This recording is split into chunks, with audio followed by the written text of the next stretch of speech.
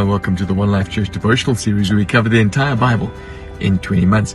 Well, today's chapters are Isaiah 4 and 5. Now, Isaiah 4 starts with that phrase, on that day. What day is that? Well, let me tell you what day it is today. Today that I'm recording this devotion is Sunday. I've been in Durban. I'm sitting here in a car lot about to go into the Durbanville church where that day has arrived, when an announcement is being made that church and our church become one. So that we've been looking forward to this day for a couple of months now. But that day that Isaiah 4 speaks about is talking about the day of judgment that the previous chapter 3, had been speaking of, which was fulfilled when the Babylonians came and took out Israel. That day, 7 women will take hold of one man and say, we will eat our own food, we'll provide our own clothes, let us just be called by your name to take away our disgrace. And so, so many men would be devastated, lost, killed in the battle that ensued.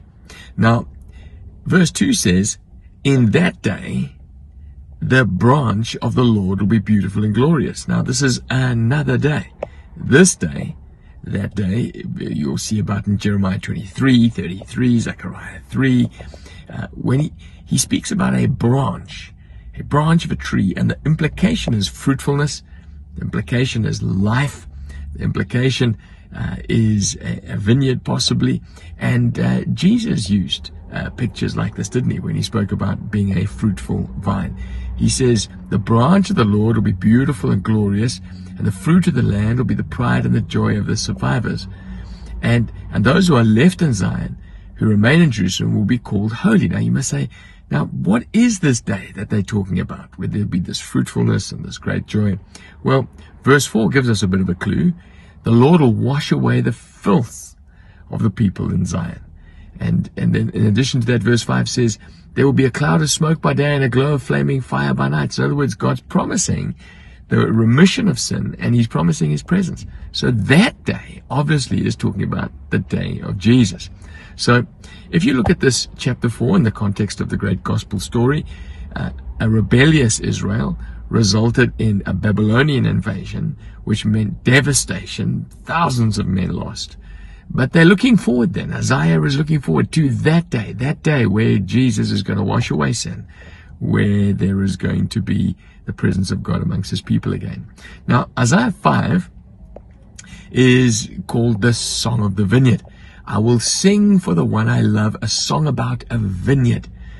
My love had a vineyard on a fertile hillside. He dug it up. He cleared it. He planted it with choicest vine. He put a watchtower, put a wine press.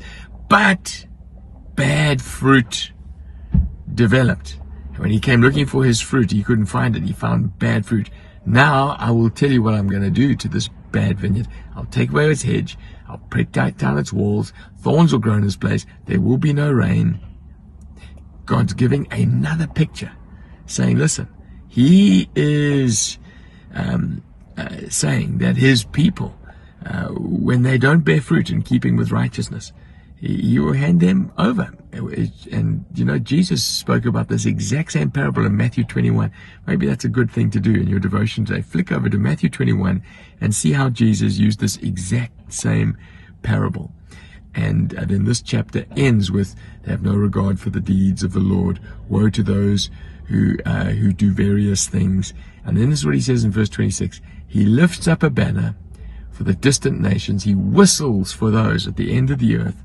And, God's in charge, no matter how men live. He's in charge of the future. He's in charge of our lives. He whistles nations to summons them to come and bring judgment. He also summons the nations to be saved and to turn their lives over to him. And so as you read these chapters, we are struck by the disobedience of people and the constant pursuit of God. That's what Isaiah speaks about over and over again in these prophecies. God's judgment of disobedience and his pursuit of his people.